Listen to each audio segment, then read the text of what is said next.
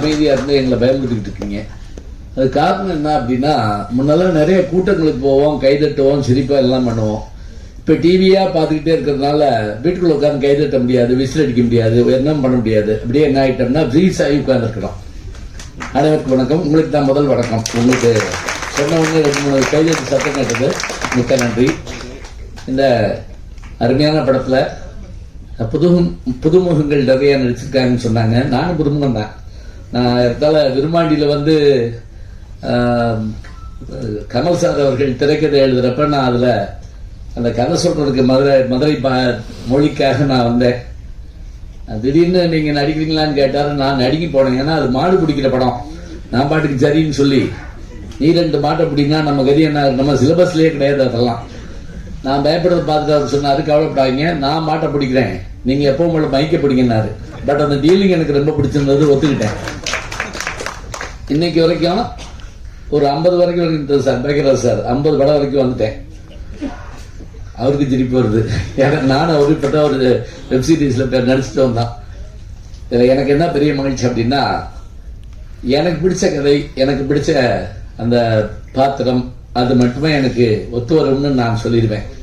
அதுபோல் இதில் என்ன அவங்க கூப்பிட்டு அந்த சொன்ன விஷயங்களும், இயக்குனர் அவர்கள், தயாரிப்பாளர், கூட நடித்தவங்க எல்லாருமே என்னை வந்து அவ்வளவு அருமையாக பார்த்துக்கிட்டாங்க. சொந்த வீட்டில் இருக்கிற மாதிரியான ஒரு சந்தோஷம் எனக்கு இருந்தது.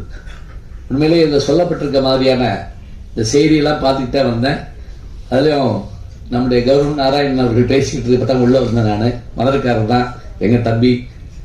அவர் சொன்ன அந்த விஷயங்களெல்லாம் கேட்டு நானும் ரொம்ப ஏற்படைஞ்சேன். ஏன்னா நான் வந்து திரைப்படம் பண்ணுறவன்ல என்னுடைய யூடியூப் சேனலில் இருக்குது. நான் முதல்ல சினிமா ரசிகர். அதனால நான் எந்த ஒரு இதையுமே காயப்படுத்தக்கூடாதுன்னு நினைக்கக்கூடிய ஆளு. அந்த அப்படி இருக்கிறப்ப சில கடுமையான விமர்சனங்கள் வர்றப்ப நான் ரொம்ப வருத்தப்படுவேன். இது என்ன பண்றது, என்ன செய்யறது அப்படின்னு நினைப்பேன். இருந்தாலும் நல்ல ஒரு படம், நல்ல ஒரு திரைக்கதை, நல்ல ஒரு விஷயத்தை எல்லாரும் கொண்டு வந்து கொடுக்கணும். அதை எல்லாரும் எதிர்பார்த்துக்கிட்டு இருக்கோம். இப்ப முக்கியமா சொல்றதா இருந்தா, மக்கள் தான் தீர்மானிக்கிறாங்க. தேர்தல் மாதிரி தான் திரைப்படங்களும் இருக்குது. அதனால இந்த படம், இதில் சொல்லப்பட்டிருக்க இந்த முன்கதை சுருக்கம் மாதிரி கொடுத்துருக்குறாங்க. அதை படிக்கிற போதே எல்லாருக்கும் ஒரு ஆர்வம் வந்துடுது. யார் அந்த கேளன், என்ன நடக்குது அப்படின்னு. இது பழைய ஸ்டைலுங்க. இந்த பாட்டு புஸ்தகம் போடுவாங்க திரைப்படம் பற்றி போடுறப்ப, தீபாவின் கதி என்ன, அவன் அகப்பட்டானா, விடை வெள்ளித்திரையில் காண்க, இது இப்படி போட்டு படம் பேரு, டைரக்ஷன் எல்லாம் போட்டிருப்பாங்க. இந்த கதை சுருக்கத்தை கையில் வச்சுக்கிட்டே பல பேர் படத்துக்கு போவாங்க. அந்த காலத்தில் அதுதான் முக்கியமான ஒன்று.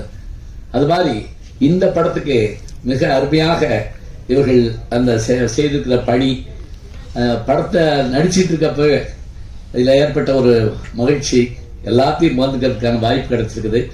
நிச்சயமாக இப்போ எனக்கு தெரிஞ்சு அவங்க சொன்னாங்க பாருங்க, அது மாதிரி இந்த சின்ன படங்கள் அழகான வெற்றி கொடுத்துட்டே இருக்கு. அப்படியே இந்த வெற்றியும் சாதாரணமான வெற்றிகள் இல்லை.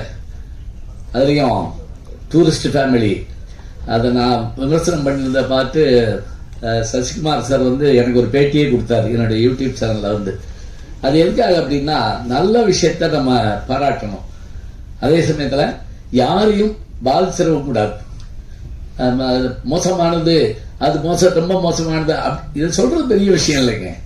அது ஒரு நிமிஷம் அது நின்று பார்த்தா தான் அந்த கஷ்டம் என்னன்னு தெரியும். அதனால நான் அடிக்கடி சொல்லுவேன், பேசுறது ரொம்ப ஈஸின்னு நினைப்பாங்க. எந்திரின்னா நெஞ்சு வலி வந்துடும் சில பேருக்கு. இல்லைன்னா வெறும் போன் எடுத்து வச்சு அப்படி கிளம்பி போயிட்டு இருப்பாங்க. அந்த கஷ்டம் அது எதுக்கு தான். இப்போ இந்த போடியுமே எதுக்குன்னா, நடுக்க வெளியே தெரியாமல் இருக்கத்தான் பிடிச்சிக்கிட்டு நிற்கிறோம் அப்படியே. அதனால நமக்கு தெரியும். அதுபோல திரைப்படத்துலையும் அவங்க நடிக்கிறதுக்கும் எடுக்கிறதுக்கும் எத்தனை கஷ்டங்களை பட்டிருப்பாங்க. இதெல்லாம் நம்ம பார்க்குறோம். எல்லாத்தையும் தாண்டி ஒரு படம் ரிலீஸ் ஆகிறதும், அந்த படம் வெற்றி அடைகிறதும், அதுல யாரும் கெட்ட படம் எடுக்கிறாங்க. இந்த படம் ஓடவே கூட அப்படி யாரும் எடுக்க மாட்டாங்க. ஓடணும் தான் எடுக்கிறாங்க. அது என்னமோ சில நேரங்களில் சூழல் அப்படிலாம் இருக்கலாம். இருந்தாலும் நம்ம வெற்றியை நோக்கி நகர்வோம். வெற்றிக்கான முயற்சி எல்லாமே செஞ்சிட்டோம். இந்த சில பேர் சொல்றாங்கல்ல, நல்லா தான் எழுதியிருக்கேன், ஒன்றும் கவலை இல்லை அப்படிம்பாங்க. அதே மாதிரி நல்லா உழைச்சிருக்கோம், அதுக்கான வெற்றி நமக்கு கட்டாயம் கிடைக்கும். அந்த விடையை நீங்கள் தான் தரப்போகிறீர்கள். நன்றி, வணக்கம்.